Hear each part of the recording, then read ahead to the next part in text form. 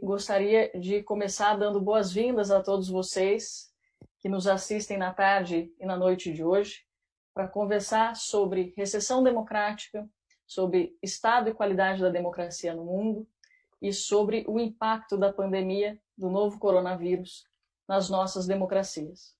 Nosso convidado especial de hoje é o professor Larry Diamond, professor de Sociologia e Ciência Política da Universidade de Stanford, a quem eu tenho a honra de ter conosco nessa próxima 1h30, e também o comentarista junto comigo, o moderador do papo junto comigo, o sempre amigo e sempre parceiro Sérgio Fausto, da Fundação Fernando Henrique Cardoso, também cientista político, e a Fundação é uma das parceiras históricas da RAPS, a quem eu agradeço também a junção e a união para que a gente possa realizar esse debate na noite de hoje. Queria, mais uma vez, cumprimentar todos vocês e explicar um pouco, de maneira muito breve, a razão pela qual nós estamos aqui hoje. A RAPS é uma organização com 8 anos, que nasceu com uma missão que é muito desafiadora, sobretudo em tempos como o de agora. Nós nascemos com a missão de contribuir para a melhoria da democracia no Brasil e escolhemos fazer isso por meio do apoio e do desenvolvimento de lideranças públicas e políticas que se comprometam com um conjunto de valores e princípios. Essa rede hoje tem mais de 700, quase 700 membros no Brasil inteiro, sendo boa parte dessas pessoas já no exercício de mandatos eletivos. E um dos núcleos, uma das razões principais do nosso trabalho, se relaciona com a qualidade da democracia. A gente escolheu há 8 anos contribuir para a sua melhora, e o que nós estamos encontrando agora no Brasil e no mundo, porque essa não é uma característica exclusivamente do Brasil, é um estado de recessão democrática. E essa expressão é do próprio professor Larry Diamond, que está conosco aqui hoje. Esse estado de recessão democrática, ele se caracteriza por alguns elementos e variáveis, como, por exemplo, perseguição à imprensa, como baixa accountability dos políticos, manifestações da população e mais uma série de indicadores. O fato é, e acho que eu não exagero, que estamos em recessão democrática e estamos experimentando, em diferentes países do mundo, uma piora da qualidade das nossas democracias. Em geral, nos parece que as democracias não conseguiram ainda entregar aquilo que prometeram. Esse é o principal objetivo da nossa conversa de hoje. Entender as razões pelas quais isso aconteceu, como é que nós podemos fazer para revitalizar as nossas democracias enquanto ainda é tempo e compreender o impacto da pandemia da Covid-19 no desempenho e na qualidade das democracias. Eu sou Mônica Sodré, passo agora para o Sérgio Fausto, diretor da Fundação Fernando Henrique Cardoso, e espero que tenhamos um ótimo e inspirador bate-papo nas próximas horas. Muito obrigada, Sérgio. Obrigada às equipes das duas organizações. Obrigada ao professor Larry por estar conosco. E a palavra é sua, Sérgio. Minhas palavras serão breves. A primeira é de agradecimento pela parceria com a RAPS. Agora eu vou falar em inglês. I'm turning to English, Larry. And I was trying to... Eu estava tentando achar no nosso site quando que você estava na fundação, quando você visitou a fundação, e foi em maio de 2017, há 4 anos atrás. E naquela época já estava bem claro que nós estávamos numa recessão democrática, falando globalmente, e o Trump foi eleito, o Brexit já tinha ocorrido, Erdogan já tinha caído ali para o regime do regime da Turquia, o Putin já estava ali forte na Rússia, com só uma pequena camada democrática aí nas instituições russas.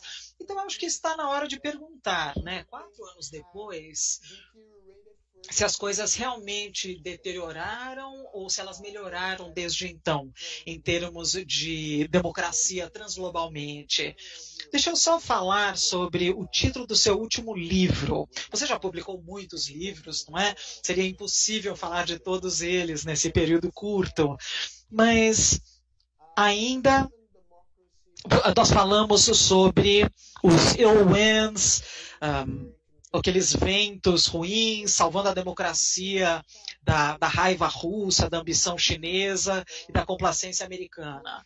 Nós estamos à beira de uma eleição presidencial crucial nos Estados Unidos.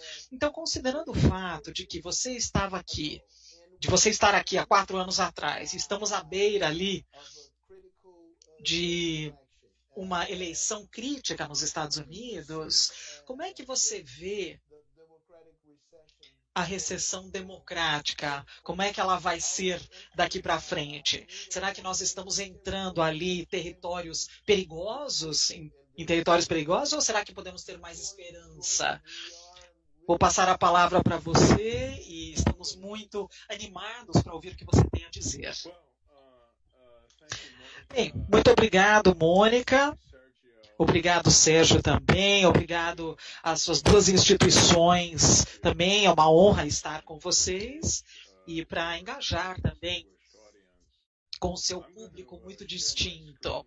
Eu vou compartilhar a minha apresentação agora na tela e vou mostrar para vocês, se eu conseguir, é claro.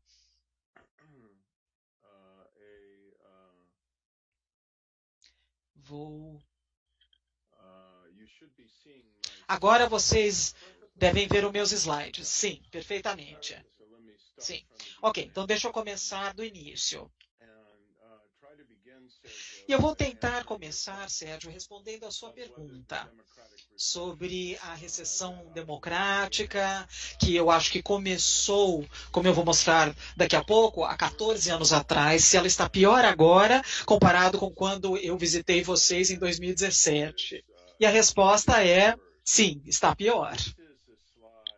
Isso aqui é um slide que mostra as tendências em termos da porcentagem de países do mundo que têm populações acima de 1 milhão, que estão de acordo com o teste mínimo ali de democracia. Então seria essa linha azul claro que vocês estão vendo em cima, e crescendo nos primeiros anos ali, na terceira onda, chegando até o meio dos anos 80, quando o Brasil teve a sua transição democrática, e depois vamos ali 1/4 desses estados, 1 milhão aqui sendo democracias, indo até 1/3.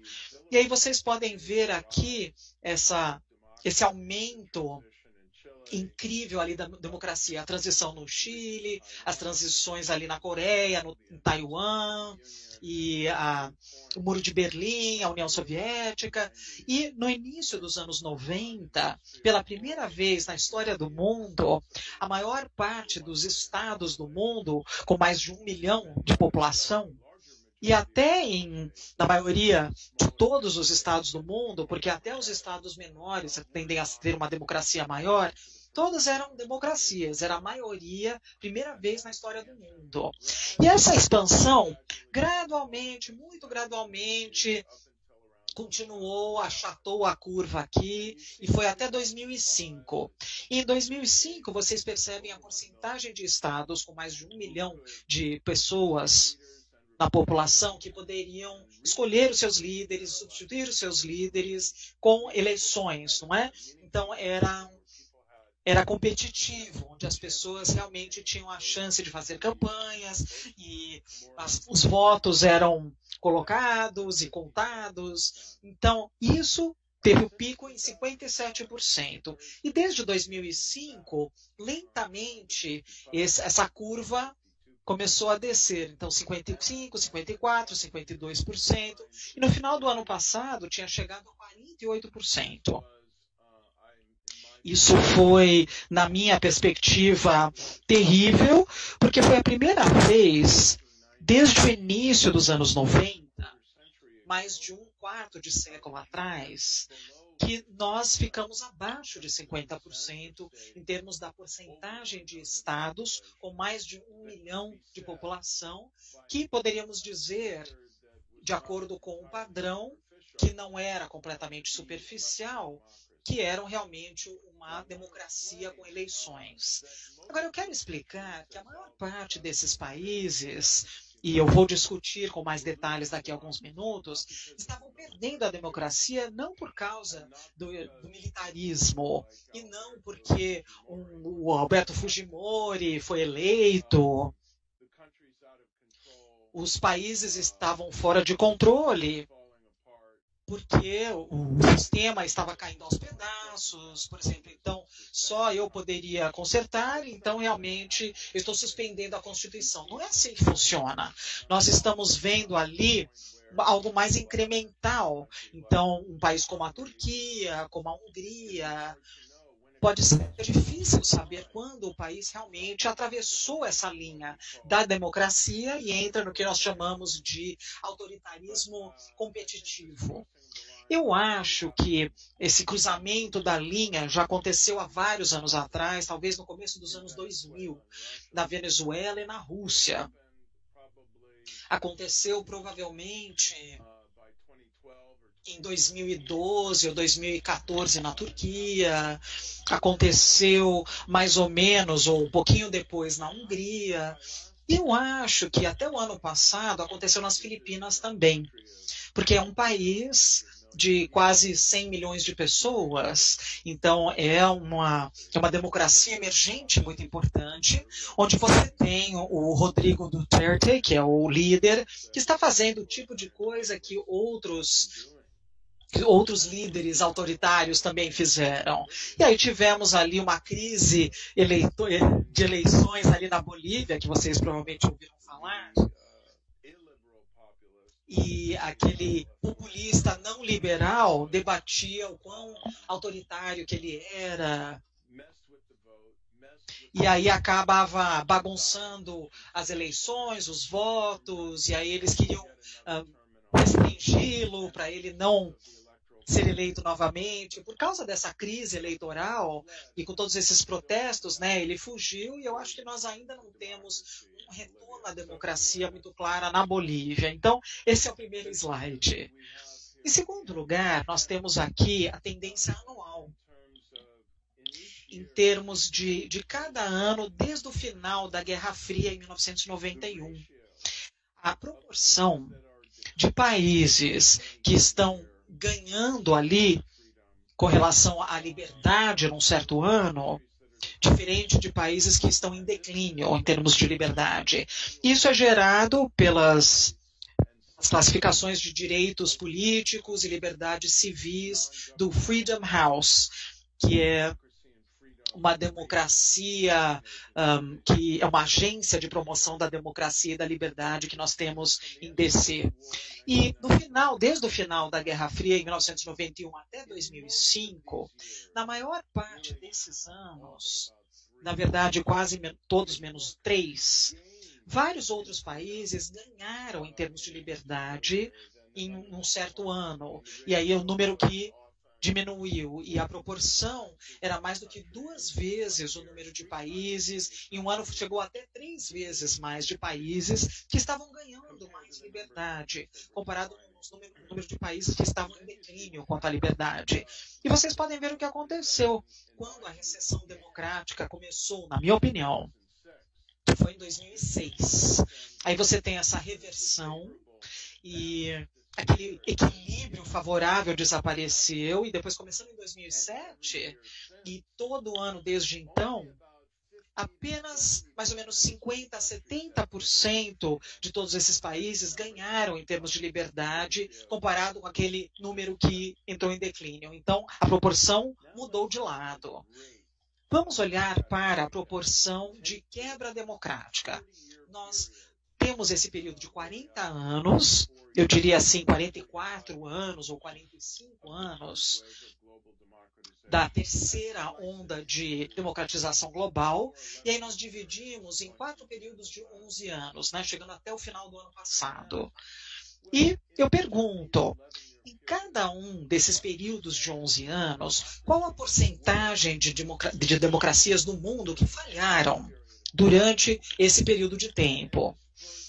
E nessa primeira década longa, conforme a terceira onda estava iniciando, a taxa de falha, como vocês podem ver, era quase de 14%. E depois, em cada um dos próximos períodos de 11 anos, de 1987 até 97, e depois de 1998 até 2008, a taxa de falhas declinou para um pouquinho abaixo de 11%. E depois, no último período de 11 anos, a taxa de falha deu um salto dramático, chegando a quase 1 em cada 5 democracias falhando, de 2009 até 2019. E mais de 1/3 de todas as democracias, 35%, falharam em algum momento ou em outro dentro desse período de 44 anos. Isso numa visão global. Agora, como é que os Estados Unidos se comportou em comparação com outros mercados emergentes, outras democracias de mercados emergentes? Eu acabei de clicar aqui no Brasil. Bom, a Freedom House tem produzido desde 2005, todos os anos, uma escala de 100 pontos de direitos políticos e liberdades civis. Então, nós podemos dar uma olhada como o país está se comportando em relação a uma escala de 0 a 100. Combinando direitos políticos, liberdades civis, incluindo também transparência e as leis. E vocês podem ver que em 2005 o Brasil começou, seria essa linha azul aqui embaixo, com um rating, uma classificação de 72. Então, não está muito atrás. Desculpa, gente, isso aqui são as Filipinas, que está com 72. O Brasil, essa outra linha azul aqui, é um pouquinho melhor, estava em 77. Depois nós temos o México em 80, Israel é 83, África do Sul 88, e Estados Unidos e a Hungria estavam juntas em 93. Isso foi naquela época, em 2005, antes da recessão democrática. Isso foi em 2005. Agora, o que aconteceu? Nas Filipinas, que seria essa última linha aqui embaixo, vocês podem ver que desde que o Duterte entrou no poder em 2016, houve um declínio chegando até 59. E teve um período de declínio anterior também, sob um outro presidente autoritário, Gloria Macapagal. E as Filipinas agora estão nesse padrão recorrente de declínio democrático. O México teve um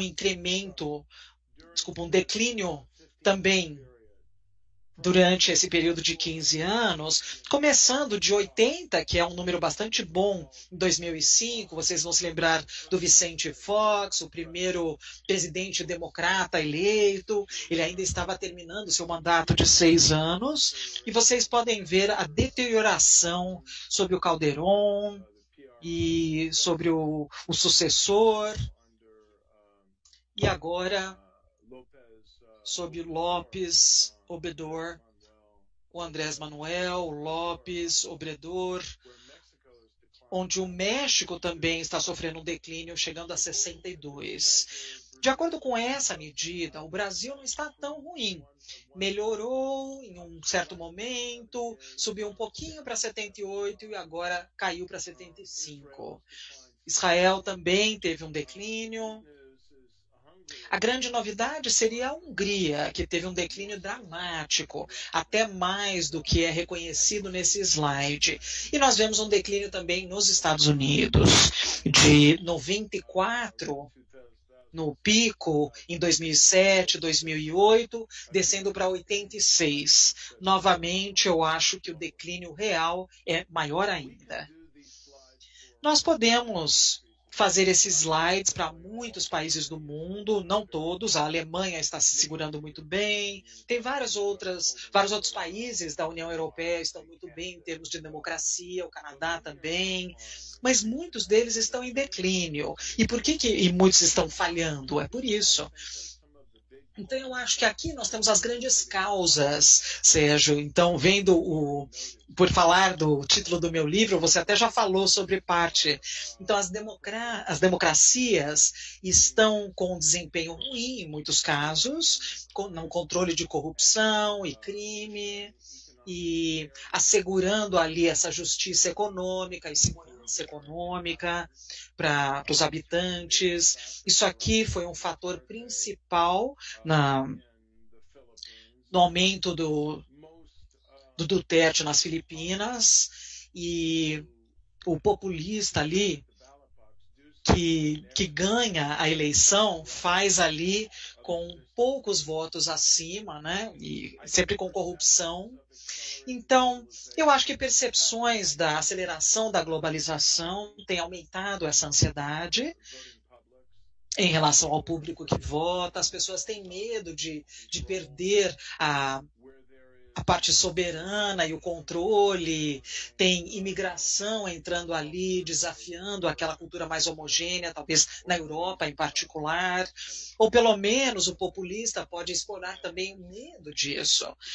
Isso entra ali no medo de perder a soberania econômica e a perda de empregos. E é aquele papel da mídia social que vem aumentando, polarizando o diálogo político e a lealdade política e fornecendo uma instrumentalidade para a falta de informação, a desinformação dos atores nacionais, para aumentar ali a polarização e a falta de confiança, a difusão desses modelos de liderança autoritários em relação às bordas, e o declínio dos Estados Unidos como um modelo de democracia, visto como interessante para se copiar, e também na promoção da democracia como país, e também esse aumento muito grande, perigoso, da Rússia e da China, como autores autoritários tentando intervir ali na política de outros países.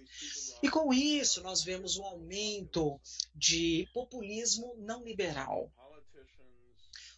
Políticos como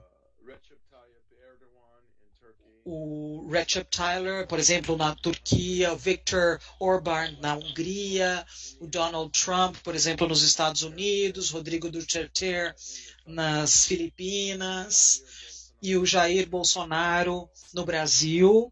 Eu acho que todos esses atores que inicialmente foram eleitos através de eleições democráticas, mas que nem sempre mostram um compromisso para manter essa democracia.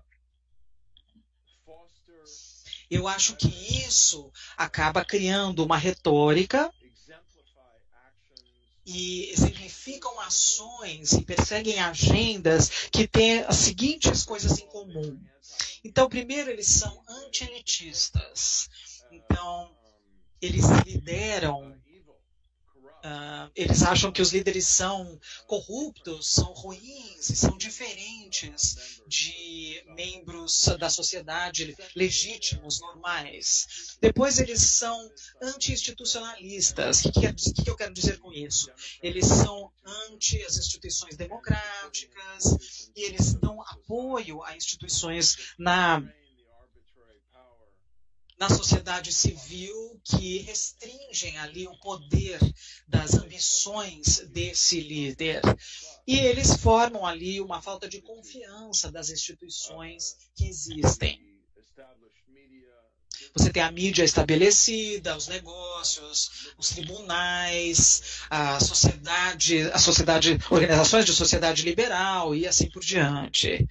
Em terceiro lugar, e o que é muito importante, eles são antipluralistas. O que é isso? Uma pluralidade de usos e interesses. E nós não temos nenhuma presunção hegemônica, monística, de que apenas um conjunto de interesses, um programa político, apenas uma formação política, um líder ou um partido que é legítimo. Numa democracia, nós precisamos reconhecer a legitimidade e comemorarmos a diferenças políticas, desacordos ideológicos e partidos e programas divergentes. E os populistas, eles rejeitam isso, eles dizem que o seu programa, a sua agenda, sua ambição, a sua raiva representam apenas a única entrada legítima na política. E, portanto, eles não são liberais, eles não toleram diferenças políticas e não toleram também questões religiosas, étnicas e de minorias, inclusive de indígenas. Aqui, o quinto ponto seria a hegemonia, porque eu já falei sobre o contrário ao antipluralismo. Eles literalmente dizem, se vocês olharem para a linguagem deles, vocês podem achar vários exemplos disso. Eles são os únicos representantes das pessoas verdadeiras e merecedoras. E essas pessoas corruptas, decadentes, esses líderes representam aquelas pessoas não boas, né, que são corruptas, e eles falam sobre quem realmente são os traidores do país. Os outros são assim. Nesse lugar, eles não representam uma democracia representativa. Então, eles querem negociar no parlamento em relação a questões diferentes. Eles acreditam na democracia plebiscitária. Então, as pessoas elegem, né? Eles elegeram o Bolsonaro, o Trump, e depois esse líder que recebeu o investimento ali do poder do país, na sua perspectiva, está livre para fazer o que quiser. Então, pode intervir em instituições, pode colocar ali, é claro que ele define o que as pessoas pensam. E alguns são hipernacionalistas, são xenofóbicos e diferente do engajamento global também, porque traz essa complexidade no pluralismo, a diversidade, todas as coisas nas quais eles não confiam. E esses populistas não liberais, que são autocratas, que estão nascendo, geralmente não tomam o poder de uma vez só, através ali de um golpe militar ou alguma coisa assim. Eles seguem o que eu defini no meu livro como sendo o programa de 12 passos dos autocratas. Então você começa demonizando e deslegitimizando a oposição política, dizendo que ela não é merecedora de um lugar no sistema político, porque eles são moralmente comprometidos, decadentes, desacreditados. E depois você fala sobre a diminuição da independência dos tribunais para verificar o seu poder. E aí você tenta, por exemplo, como a Erdem fez, o Borden, como o Terke está fazendo, e é claro, como o Hugo Chávez fez. Você colocar ali. Você segue nesse checklist, né? Igual eles fizeram lá com os tribunais, que desacreditaram eles. E aí você faz ali aquela limpeza da oposição, e aí você realmente toma a mídia, os meios de transmissão, você tenta assumir o controle da internet, você restringe a liberdade à internet, e isso vai contra, né, a defamação na internet. E aí, como o Erdogan tem feito, a sociedade civil tem uma agenda que eu acho bastante preocupante na Índia, com Narendra Modi, em relação a acabar com ONGs, universidades e think tanks, e não criticando ali o partido que está no comando, mais o comandante. Isso aqui é fácil, né? Intimidar a comunidade de negócios. Se você puder falar com o pessoal de tributação, você fala assim, então, de repente, nós vamos ter uma tributação muito grande a ser paga aqui, e de repente vai te forçar a ir à bancarrota, a não ser que você queira parar de criticar a mim e a meu partido. Se você começar a apoiar ali, se você parar de apoiar a oposição, funciona assim. E gradualmente você começa a apertar a corda ali até você tomar ali a burocracia, a segurança, e aí você vê as regras, e aí você repete as coisas ali, os passos 1 até 11. E a pandemia agora apresenta uma oportunidade feita no céu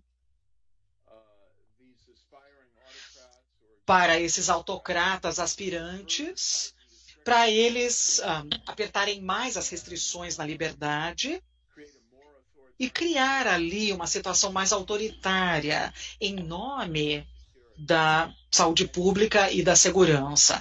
E vocês podem ver como regimes diferentes utilizaram essa desculpa da Covid-19, da pandemia,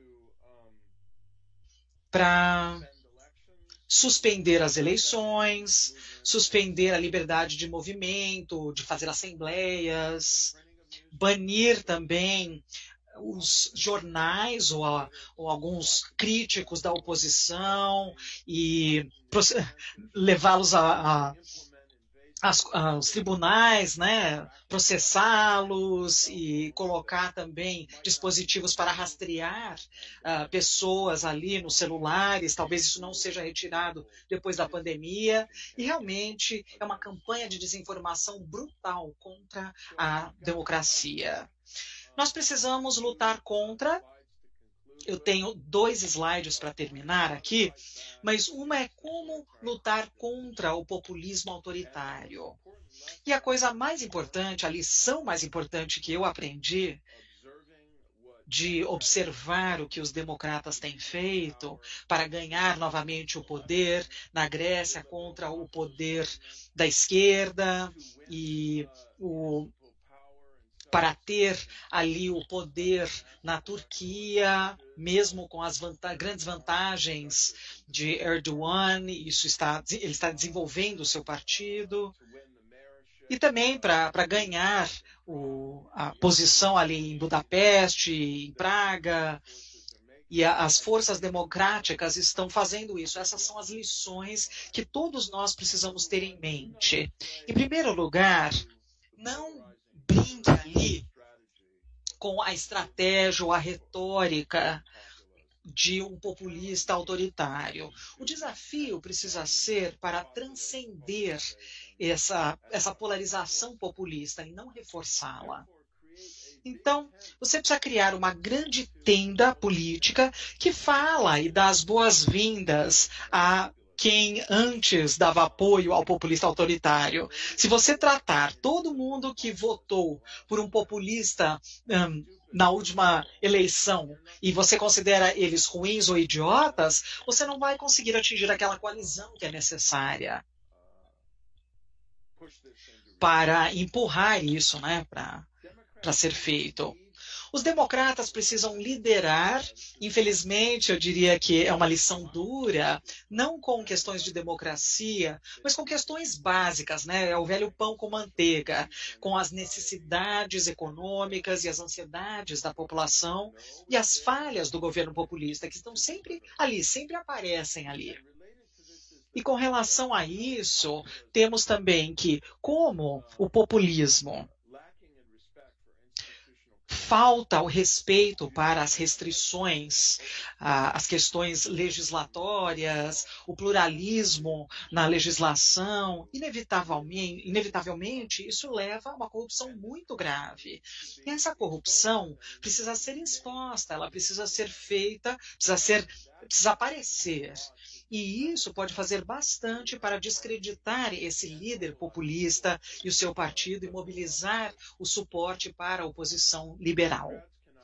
Os democratas podem identificar reformas para melhorar a democracia, mas é uma ilusão pensar que só isso pode ser o ponto principal da campanha.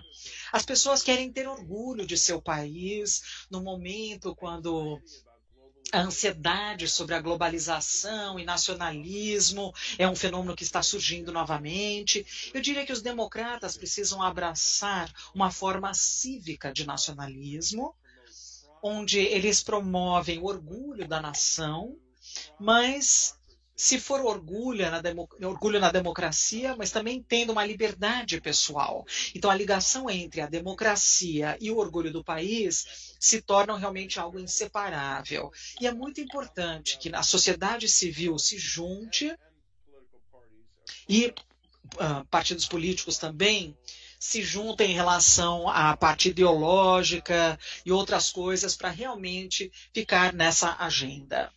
E, finalmente, nós precisamos nos lembrar que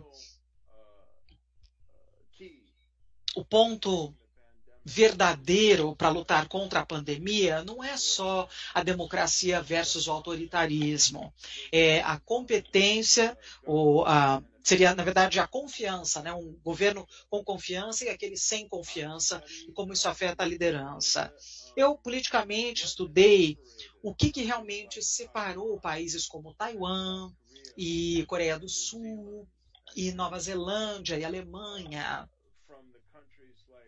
dos países como Estados Unidos e Brasil, inicialmente Itália e outros. Eles não fizeram um bom trabalho nessa gestão do vírus. Mas não é o governo, não é suspeita e nem rumores. Na verdade, seriam avisos que foram feitos antecipadamente e a resposta da nação e seguindo passos para rastrear contatos, né, isolando os infectados. Nós precisamos implementar testes bastante abrangentes para o vírus. O Trump ainda precisa aprender isso e não é o suficiente. Nós precisamos de resultados rápidos dos resultados, dentro de horas. Se os resultados realmente vão ser úteis para isolar as pessoas que testam positivo. E um governo confiante utiliza Big Data Analytics para verificar isso, para rastrear a infecção, e também sistemas de saúde públicos fortes para dar recursos para as pessoas e rastreá-los. Nós precisamos de governos centrais, como a Índia e também as autoridades de saúde pública para coordenar as informações e para a entrega de produtos médicos, e nós precisamos de especialistas na área de saúde pública para falar com a autoridade. As mensagens não devem vir do presidente em relação a questões técnicas. As informações devem vir de médicos que realmente têm a experiência na área de saúde. E isso vai aumentar a confiança no governo, na parte científica. Todo mundo precisa utilizar o gel para lavar as mãos e usar máscaras em público, coisas que precisam ser feitas para controlar o vírus, o distanciamento social também. E depois disso, isso vai se tornar mais fácil ter cuidado à saúde para aqueles que realmente são infectados, e vamos ter uma solidariedade social renovada se nós cooperarmos e não permitirmos que os populistas autoritários nos dividam. E assim nós podemos defender a nossa liberdade e realmente passar por esse terrível vírus. Eu tenho a impressão de que existe um padrão e um certo método nesses populismos que o senhor menciona. E eles, dentre as características comuns que o senhor também aponta, existe o uso massivo ou maciço de mídias e redes sociais para que essas pessoas possam se comunicar diretamente com os eleitores e também para que a gente está assistindo isso no Brasil, mas isso não é característica exclusiva nossa, para fazer uso de campanhas de desinformação em massa, com o objetivo último de atrapalhar a percepção das pessoas sobre o que é verdadeiro e o que é falso. Isso tem consequências para a democracia, porque afinal democracia tem a ver com confiança e com tomada de decisão, e se, portanto, a informação que chega às pessoas chega com uma qualidade ruim, ou nós não conseguimos, enquanto sociedade, discriminar o que é verdadeiro e o que é falso, isso tem consequências para a tomada de decisão que não são pequenas. Dentro da rede RAPS hoje, como eu mencionei, nós temos um conjunto grande de atores já no exercício de mandatos eletivos. São homens e mulheres nas prefeituras, nas câmaras de vereadores, no Senado Federal. E nós temos um senador, que aliás está nos acompanhando aqui, que tem uma teoria, e eu acho que, e aí eu começo a encaminhar para a minha pergunta, que as redes sociais foram bastante habilidosas, as plataformas de mídias e de redes sociais foram bastante habilidosas em fazer com que o debate fique mais polarizado e mais extremo. Tenho a impressão de que as redes sociais foram muito capazes de movimentar o debate público e mediar o debate público a partir de traços da psicologia humana que nada tem a ver com a tecnologia, como, por exemplo, o viés de confirmação, o fato de que todos nós tendemos a achar que a nossa posição de mundo, a nossa visão, está correta e que a dos outros não está. E aí, a partir dessa análise, eu encaminho para as duas perguntas. A primeira delas é se o senhor acredita que, sendo hoje as plataformas e redes sociais moderadoras do debate público e, portanto, hábeis em, não vou dizer exatamente manipular, mas induzir um comportamento mais anti e raivoso por parte dos cidadãos e eleitores, se eventualmente o que pode acabar acontecendo é que os políticos moderados, razoáveis, digamos assim, acabem perdendo espaço na política, acabem ficando de fora do debate público por serem incapazes ou se recusarem justamente a mover o cidadão e o eleitor a partir desses aspectos mais raivosos que os tecnopopulistas parecem ser muito hábeis. Essa é a primeira pergunta. O segundo é, olhando para o caso brasileiro, nós temos evidências hoje de que a campanha eleitoral de 2018 ao Executivo fez uso de campanhas de desinformação em massa, de maneira coordenada. E eu tenho a impressão de que, embora as fake news e a desinformação sejam elementos novos por conta do alcance que a tecnologia proveu, no fim, a nossa discussão deveria ser, neste aspecto específico, como garantir que o dinheiro desequilibre menos o processo eleitoral.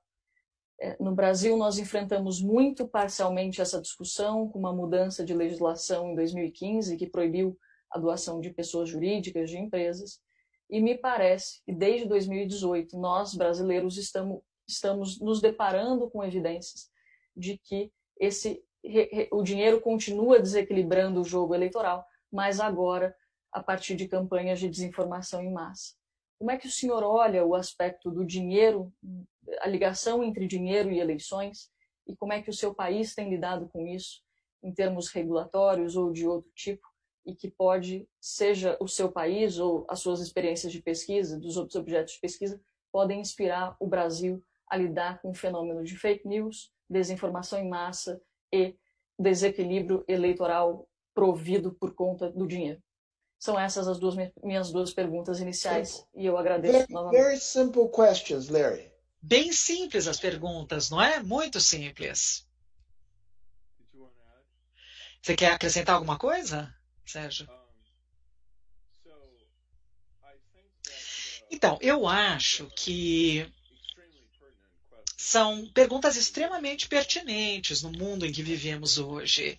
E são muito difíceis também, porque as plataformas de mídia social, especialmente o Facebook, mas muitas das outras também, Twitter, WhatsApp e assim por diante, YouTube, eles não querem ser regulados, né? E até entendemos por quê. E realmente isso se tornou, de certa forma, mais poderoso do que a mídia de transmissão normal. E nos Estados Unidos, a televisão e rádio, as transmissões ali ainda são reguladas. Então, o que nós devemos fazer? Eu acho que é melhor se eles pegarem a iniciativa de regular, e se nós tivermos legislação para regular, mas se eles não fizerem isso, nós não temos escolha senão seguir em frente para ter algum tipo de legislação, algum tipo de iniciativa legislativa. O Facebook tomou o primeiro passo para uma regulação potencial desse problema,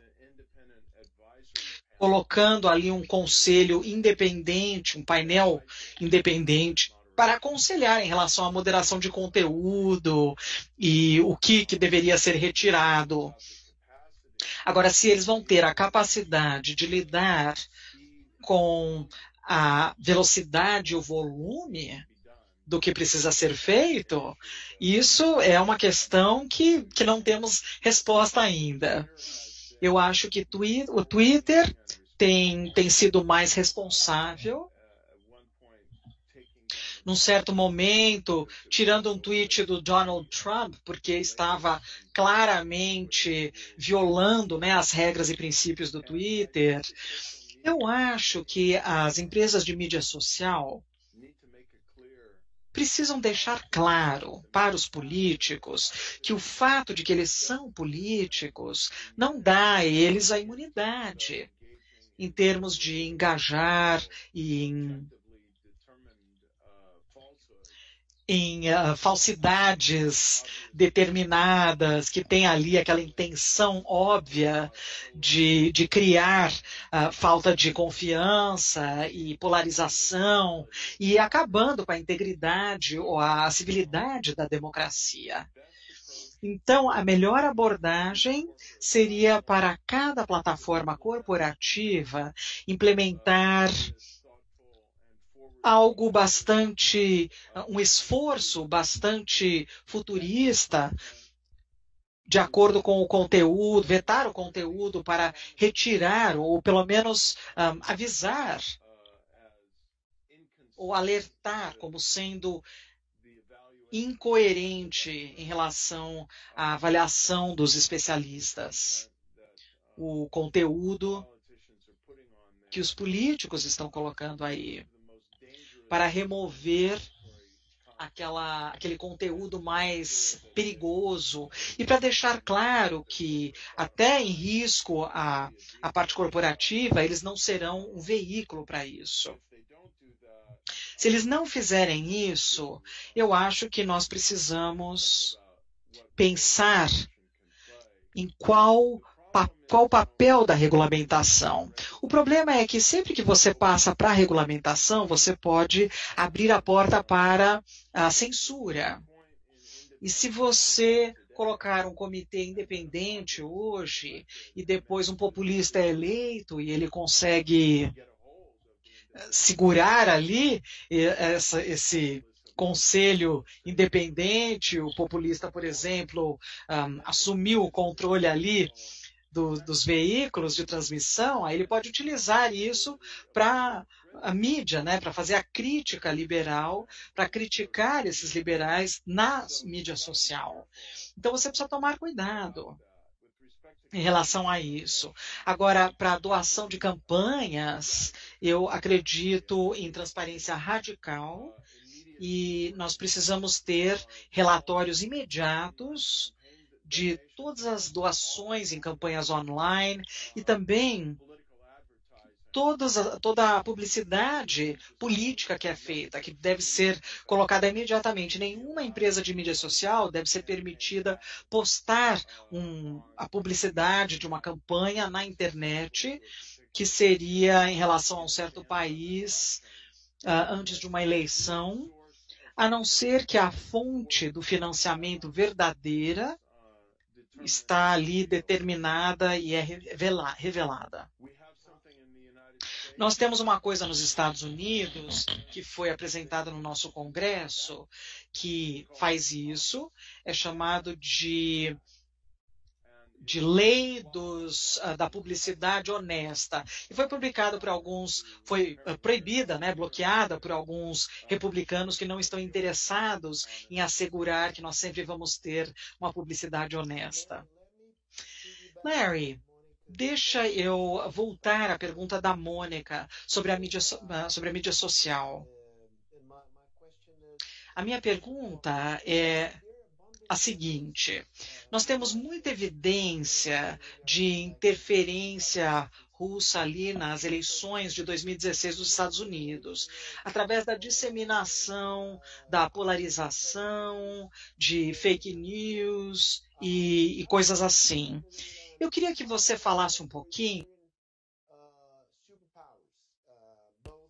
sobre como esses superpoderes, a China e a Rússia, como é que eles utilizam a mídia social para penetrar aquele sistema político doméstico dos países, como é que, se eles têm estratégias e objetivos que são iguais, a China e a Rússia. E associado a isso, eu queria ouvir o quão vulnerável que o sistema americano ainda é hoje para a interferência externa através da mídia social. Eu acho que a Rússia e a China trabalharam de maneiras distintas. A Rússia foi mais agressiva e específica e foi muito mais habilidosa, de certa forma até orgânica, eu diria, em suas intervenções de mídia social, lançando ali essa fábrica em São Petersburgo, chamada de Agência de Pesquisa da Internet, que contratou e organizou um exército de trolls para assumir identidades falsas, identidades americanas falsas, e colocaram contas fake no Twitter e no Facebook, e depois dizem que são americanos negros, que são radicais, acreditam radicalmente na justiça social para os negros, eles acham que negros deveriam votar, e o sistema todo está corrupto, e outros que acham que as vidas negras são importantes. Eles colocam os dois grupos um contra o outro, na verdade. E eu acho que nós podemos esperar que alguns de nós, em 2016, podemos esperar mais do que isso em 2020, que esses atores russos vão tentar, de maneiras dirigidas, disseminar essas ideias falsas sobre o processo. Então, eles vão ir atrás ali dos sites de negros e de latinos, dizendo assim, precisamos votar, e dar a eles nomes e endereços falsos, né, para as pessoas irem lá e não conseguirem votar. Isso é um exemplo de desinformação. E dando informações, instruções erradas de como fazer a votação para que os votos sejam desqualificados. Tem milhares de formas de promover ali o cinismo ou diminuir ali o processo eleitoral, a importância do processo eleitoral. Nós sabemos que a Rússia fez isso em 2016, eles infiltraram o banco de dados de registro em 50 estados, e da última vez que eles entraram no banco de dados, eles fizeram uma coisa para sabotar. Dessa vez, de repente, a cada 7º nome ali do registro que seja latino, eles vão votar em alguns estados, eles não vão achar os seus nomes ali nos registros, não é? Coisas assim. Então, é a mídia social, são intervenções de mídia social, fraude, polarização, e também estimulando a raiva e ira, e também é uma fraude deliberada e a diminuição ali da integridade dos votos. E depois você tem também o roubo de documentos e tentando transformar isso num escândalo. A China não tem feito nada disso, até onde nós sabemos. A estratégia chinesa é mais em termos de propaganda global, em termos de colocar ali uma narrativa sobre os Estados Unidos e a democracia não está funcionando e assim por diante. Mas os chineses ou não tomaram uma decisão para intervir de uma forma sutil, assim como os americanos, ou eles não sabem como fazer com a habilidade da Rússia, mas não significa que eles não vão tentar no futuro. E depois tem o debate sobre quem que cada país quer, né? Tem pouca dúvida que nós temos relatórios mais recentes da inteligência, das autoridades da inteligência, que a Rússia ajudou o Trump a ser eleito e agora quer ajudá-lo a ser reeleito. A China parece que quer que o Biden seja eleito, mas se você pensar nisso, eles precisam querer o Trump, porque ele fez um trabalho muito bom de tirar ali, de desmantelar a credibilidade do poder americano no mundo, e isso abre as portas para a China em termos de liderança global. É sua vez, Mônica. Não, tudo bem. Tudo bem. Eu tenho mais perguntas. Não, se você quiser, você pode abrir para o público. Queria entrar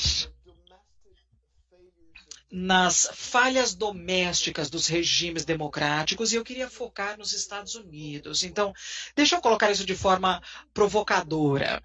Qual que seria a maior ameaça à democracia nos Estados Unidos? A Rússia ou Donald Trump? Eu acho que, sem ambiguidade, os dois estão ali, são irmãos siameses, né? E a Rússia realmente está tentando, como eu disse, eu acho que não tem dúvida sobre isso, é unânime, é a conclusão unânime das nossas agências de inteligência que querem tentar eleger o Donald Trump de novo, mas tem um limite para os danos que a Rússia pode causar.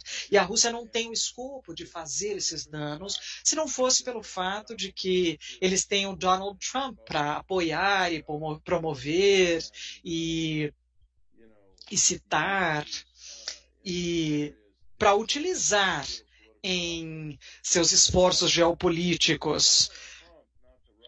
Mas é o Donald Trump e não os russos que está tentando acabar com o serviço de postagem dos Estados Unidos, para as pessoas não poderem mandar seus votos pelo correio. E é o Donald Trump que está assinando ali leis que vão alocar o financiamento necessário nas administrações estaduais e locais, então atualizando ali os procedimentos de contagem de votos. É o Donald Trump que está realmente colocando as sementes para saber se nós vamos ter uma eleição livre em novembro, e está sugerindo que, de repente, tem a votação pelo correio que não vai ocorrer. É o Donald Trump que está mandando embora 5 inspetores gerais de agências diferentes, que tem investigado fraude e abuso de poder em vários departamentos dos Estados Unidos. E é o Donald Trump que tem violado leis federais contra o uso da sua posição pública para ganhos pessoais. Não são coisas que a Rússia está fazendo, são coisas que o presidente dos Estados Unidos, incumbente, está fazendo. E todas essas coisas e mais seriam ofensas que poderiam causar o impeachment e deveriam ter causado a remoção e o impeachment do Trump, exceto pelo sucesso que o Trump teve em intimidar os membros do Partido Republicano. E eles estão seguindo eles silenciosamente, fazendo eles entender que é terrível e é perigoso. E não é um comportamento democrático. Mas o Trump, ele mobilizou a base do Partido Republicano e os membros do Congresso, do Senado, eles ficam com medo de ir contra. E ainda nesse mesmo assunto, o Donald Trump é mais um sintoma ou é uma causa dos problemas na democracia americana? Eu acho que começou como um sintoma dos problemas e ele não poderia ter sido eleito em 2016 como uma pessoa de fora do processo republicano, se não houvesse ali grandes problemas. Mas agora que ele está na posição há 3 anos e 7 meses, ele se tornou um agente importante de erosão democrática e de problemas democráticos. Eu estou recebendo as perguntas do público, mas uma última pergunta. Você vê um eixo entre raça, religião e preferência política nos Estados Unidos? Em outras palavras, você vê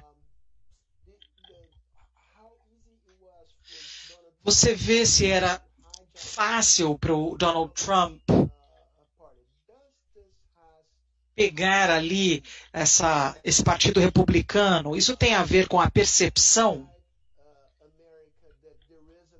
para a América que existe ali uma ameaça existencial que vem dessa grande transformação da sociedade americana, culturalmente e também da parte étnica? A resposta é sim, e faz parte do problema, na verdade. O Trump, como vocês sabem, tem menos de 10% de apoio em relação aos afro-americanos e os latinos, o Latinx, que agora estão alinhados contra ele, e o Partido Democrático também, os asiáticos americanos, que são mais ligados a negócios, aquela comunidade, né, mais conservadora culturalmente falando. Isso são terras férteis para o recrutamento dos republicanos, mas, novamente, o Trump ele perseguiu ali implicitamente o tom político racista, que tem sido bastante alarmante. Com certeza, os americanos chineses e outros, e agora o candidato à vice-presidência, a mãe dela era da Índia, o pai era da Jamaica, e o Trump está falando que isso é absurdo, né? Está falando essa mentira absurda que, de repente, ela não está qualificada legalmente para ser vice-presidente ou presidente. Então, sob Trump, o Partido Republicano acabou tomando um rumo muito perigoso, Sérgio, na direção do que você está sugerindo, na direção de política racial,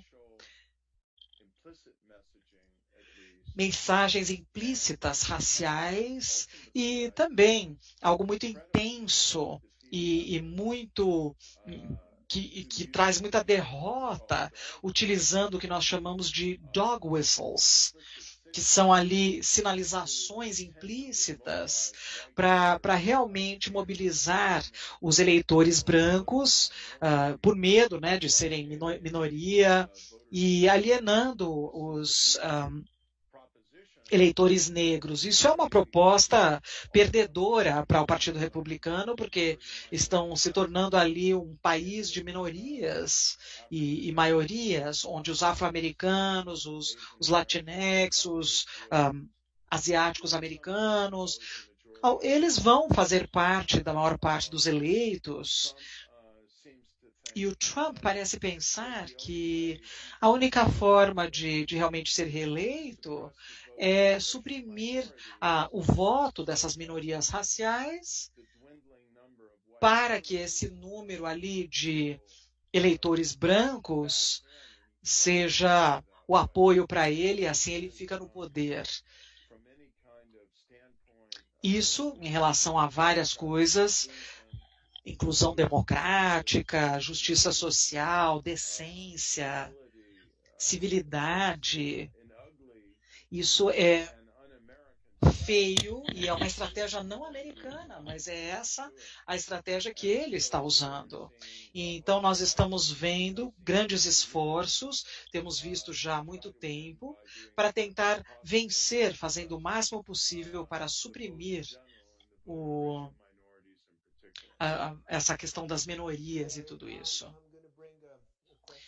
Eu vou pegar uma pergunta do público, do Eduardo Viola, que é um professor aposentado de ciência política da Universidade de Brasília, e ele está buscando ali o ponto positivo. Você falou que a pandemia tem sido utilizada por alguns líderes autoritários para concentrar até poderes mais fortes em suas mãos. E ele está perguntando na direção oposta. Então, depois de um bom desempenho dos governos ali na Europa, se isso não vai ser bom em termos de consolidar, pelo menos na Europa, uma preferência forte para regimes democráticos liberais e segurando ali, ou controlando o que era até recentemente uma onda da ala direita que inundaria ali essa democracia liberal em seu leito. Bom, tem algumas possibilidades, mas eu acho que é muito prematuro abraçar essa teoria como sendo a realidade provável que vai nos permitir respirar fundo e relaxar. Eu digo isso pelo seguinte motivo. Em primeiro lugar, enquanto a pandemia estiver conosco, ou colocando de outra forma, até nós termos uma vacina confiável que é dada à população em geral e pode transformar a pandemia em uma ameaça bem mais limitada à saúde pública, nós sabemos que existe a capacidade, estamos vendo isso em lugares como Nova Zelândia e Coreia do Sul, para a pandemia ter um novo surto e apresentar uma ameaça para a saúde pública. Então, nós nunca estaremos num ponto sem uma vacina que seja confiante, que seja de confiança, dentro de um ambiente globalizado, onde um país chega a zero e pronto, acabou. E aí pode relaxar. Então, nós precisamos tomar cuidado sobre qualquer país, se for Alemanha, se for Noruega, ou qualquer país que seja, ou Itália, que realmente dobrou a esquina até certo ponto, de se tornar, achar que o problema estava resolvido e começaram a comemorar, não é? E mesmo se eles continuarem a fazer um bom trabalho de gerenciar essa pandemia, nós estamos ali numa recessão econômica global. E isso está afetando países na Europa até certo ponto, não tanto quanto nos Estados Unidos, mas até certo ponto. E isso está acontecendo no momento onde ainda existe pressões de imigração e outras ansiedades com relação à economia, à mudança social, a polarização, a influência polarizante da mídia social. É isso que tem dirigido o apoio para o populismo autoritário de ala direita. E nós precisamos tomar muito cuidado ao presumir que essa batalha foi vencida. E eu vou concluir com duas observações. Em primeiro lugar, o New York Times recentemente publicou um artigo muito alarmante sobre a extrema-direita, a penetração alemã da extrema-direita, da segurança e da inteligência doméstica dessas forças na Alemanha, especialmente com esses nacionalistas de extrema-direita e ultranacionalistas e até neonazistas esses atores ali na Alemanha, no leste da Alemanha, onde isso é mais forte. E eles penetraram ali esse terrorismo com essas forças domésticas. E isso realmente é um cenário que dá muito medo, como vocês podem imaginar. E a Alemanha tem o seu trabalho já feito, eles precisam retirar esses extremistas de direita e precisam utilizar essas forças domésticas. E sem ter governadores econômicos efetivos, com mensagens efetivas, que oferecem esperança para as pessoas ali nas margens, para eles estarem à direita ou à esquerda, ou em qualquer lugar, sempre tem o perigo de que esse populismo não liberal vai ser a alternativa. E o Macron, ele não é muito popular na França hoje. Você pode até dizer que ele fez um trabalho razoável no manejo do vírus, mas ele vem daquela globalização tecnocrata, né? Aquele centro tecnocrata que gosta da globalização, e se ele não entrar ali nas próximas eleições francesas, com um registro forte do seu desempenho e uma economia em desenvolvimento, e ver se ele está realmente ouvindo o sofrimento e a ansiedade de muitos setores da população francesa, nós não podemos desmentir a possibilidade, especialmente com a assistência da Rússia, que o Marine Le Pen ainda vai ser eleito o presidente da França.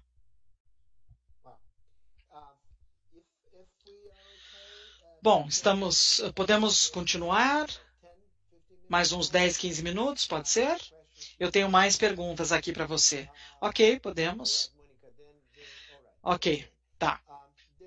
Então, temos uma pergunta aqui que é bem interessante, que é do Marcus Woodman, que é sobre a relação entre religião e política.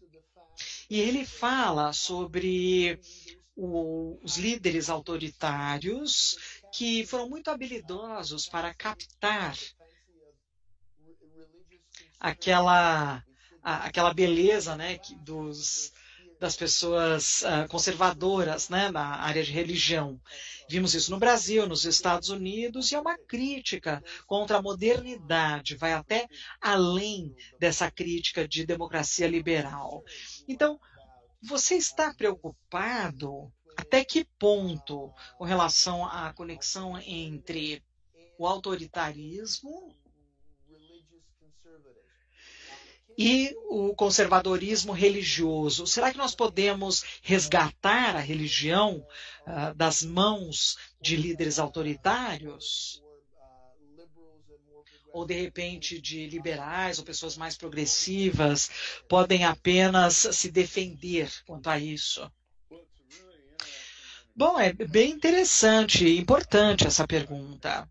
Eu acho que quem fez a pergunta está correto para perceber como é comum entre os projetos populistas autoritários no mundo. Isso tem acontecido não apenas com o Donald Trump, mas também com o Bolsonaro e aqueles conservadores religiosos, os fundamentalistas no Brasil, e Orbán e o Putin também tentaram utilizar a igreja, e o Orbán também utilizou também aqueles conservadores religiosos. Essa lógica toda do Orbán foi dos conservadores religiosos muçulmanos, não fundamentalistas, mas são aquela população conservadora, religiosamente falando. O Netanyahu, ele também é um populista autoritário em Israel, e ele está tentando fazer isso com os judeus, não é? Aqueles ultra-ortodoxos em Israel. Então, tem algo em comum aqui, que é bastante visível. não é perfeitamente coerente, mas existe uma forte tendência. E eu acho que a resposta, eu diria assim, que antes, né, a forma de ser populista seria criar uma coalizão forte, e isso se estende à religião também. A base natural de resistência ao populismo não liberal em muitas dessas democracias está entre as pessoas que são mais seculares em sua orientação e também nas suas crenças. Ou não são religiosos, ou eles são mais flexíveis em termos de religião, e isso tem sido verdadeiro, eu acho, em relação à Europa Central e Oriental, e também na Turquia, é claro, e nos Estados Unidos e assim por diante, mas nós precisamos estar abertos e precisamos fechar alianças com, eu diria,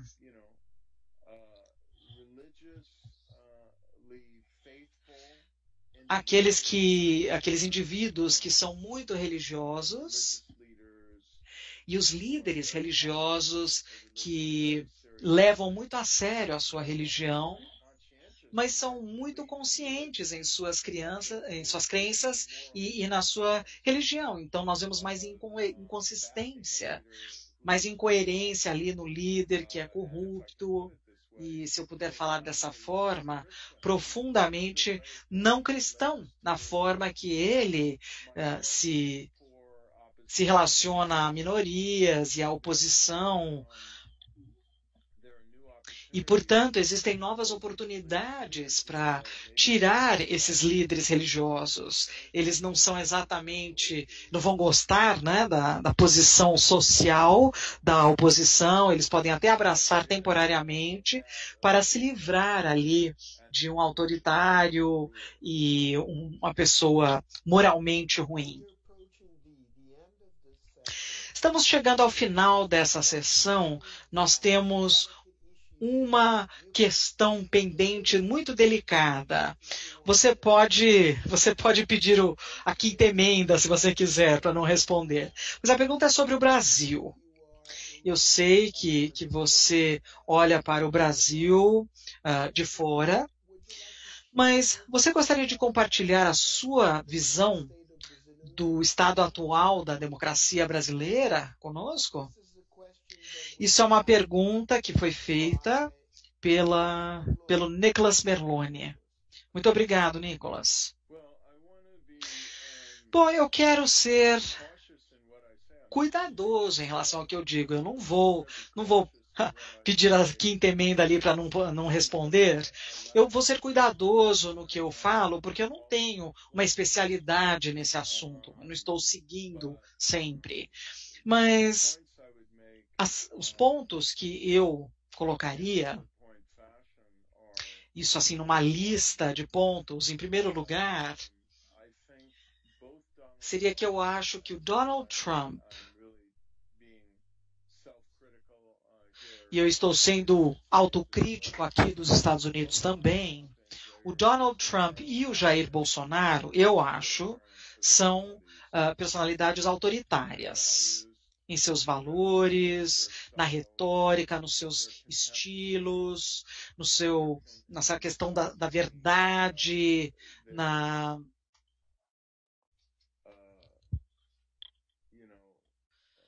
sabe como é?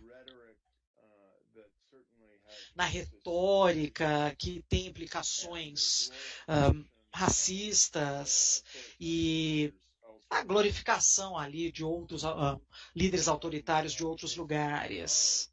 E no caso do Bolsonaro, é glorificação ali do passado e algumas coisas horrorosas que ele disse, ou foi alegado que ele disse. E com relação a isso, eu acho que se as instituições democráticas fossem tão fracas no Brasil quanto se tornaram na Venezuela ou na Turquia, ou com certeza conforme são na Rússia, eu ficaria com medo do futuro da democracia no Brasil, que talvez desapareceria. Mas eu quero dizer que, mesmo se nós tivermos até aqui sobrevivido em termos de manter a democracia eleitoral e basicamente mantendo a mídia e a liberdade civil nos nossos países, nós deveríamos ter muito cuidado sobre respirar fundo e dizer assim, olha, não é tão sério, o pior já passou, nós vamos sobreviver. Enquanto você tem líderes no poder, especialmente nos sistemas presidenciais, que não têm compromisso com valores democráticos e não têm um compasso moral, você tem problema, você tem um perigo constante ali e você precisa tomar cuidado, ser vigilante. E eu digo isso sobre os Estados Unidos e eu digo isso sobre o Brasil também. Em segundo lugar, eu acho que, de certa forma, o Bolsonaro ele tem um obstáculo mais grave aqui. Ele está mais fraco do que nos Estados Unidos. De repente eu esteja errado sobre isso, mas o Trump, ele assumiu o controle. Ele assumiu o controle de um grande partido político. E realmente transformou ali. É chocante. E eu diria que é muito triste esse fenômeno. Por isso que pessoas como John Kasich, da Convenção Democrática, saiu do Partido Republicano, ou até endossou ali alguém. O Bolsonaro não tinha um partido principal. Eu acho que ele pegou algum apoio de outros partidos, mas ele não tem assim uma posição, né, de apoio muito grande política, apoio político. Em terceiro lugar, eu acho que em cada país nós vemos os dois patrocinadores e uma base maior de aliança que é refletida. Então, é uma sociedade civil muito vigorosa e mídia vigorosa e independente que está empurrando contra essas tendências não liberais e representam uma grande esperança. Mas eu acho que a lição dos últimos 10 anos, de anos recentes, e com certeza o que nós estamos vendo nos Estados Unidos, é que, sim, nós podemos ficar contentes no vigor das nossas instituições, mas não podemos achar que vai acontecer tudo certinho. Nós temos muito trabalho a ser feito na opinião pública, nas instituições políticas, nessa arena, para ter certeza que essas ambições autoritárias não se tornem realidades autoritárias. Larry, a Mônica vai fazer o fechamento. Só em nome da Fundação Fernando Henrique Cardoso, eu gostaria de agradecê-lo muito por essa apresentação e essa grande conversa que tivemos. Realmente foi maravilhoso. Muito obrigado mesmo. E cuide-se. Nós precisamos de você. Mônica, da mesma forma. Você também. A gente não se dar por satisfeitos em relação à democracia, às democracias, e mais do que isso, sobre a importância da arena política e da política institucional. Como eu abri comentando e falávamos no bastidor também, esta organização que hoje eu tenho o privilégio de dirigir é uma organização de natureza política.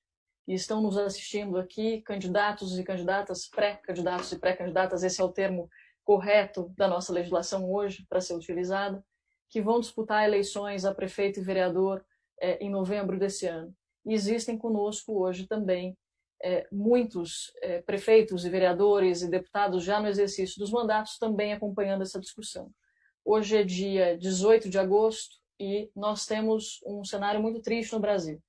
Primeiro, nós somos, junto com o seu país e o México, nós compomos a trinca dos países que têm desempenhado pior em relação à Covid. Nós hoje atingimos a marca de 109 mil mortes.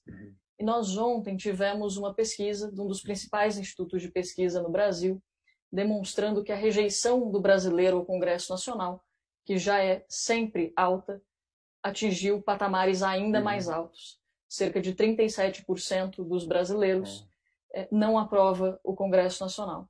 Eu gostaria, além de agradecer a sua presença em nome da RAPS e da Fundação Fernando Henrique Cardoso, agradecer à Fundação também pelo debate, eu gostaria, por favor, que o senhor encerrasse com uma mensagem aos líderes políticos brasileiros que passaram essa hora e meia conosco. Que mensagem, por favor, o senhor deixa a essas lideranças políticas num momento tão difícil como o nosso, seja pela crise sanitária, seja pelo estado da nossa democracia, Brasil e mundo. Super obrigada mais uma vez. Bem, a minha mensagem é que, por favor, lembrem-se que a sua lealdade principal, se você vai ter lealdade ao seu país e ao seu futuro, a sua principal lealdade precisa ser em relação à Constituição democrática e às normas democráticas ao longo do partido político, seus objetivos, né, pessoais, políticos ou do partido. Então, indo e vindo dessa democracia, nós vamos ter eleições, 4 anos depois vamos ter mais eleições, e vamos ter várias oportunidades para partidos diferentes entrarem no poder e desafiarem uns aos outros, e saírem do poder, e ficarem verificando uns aos outros, e para negociar os acordos e fazer negociações de orçamentos e outras questões. Mas se nós perdermos a nossa democracia e perdermos a nossa liberdade, isso é uma coisa que pode durar muito tempo e pode resultar também num potencial para o país se tornar estável durante muito tempo, né? E para ele seguir em frente, pode afetar isso.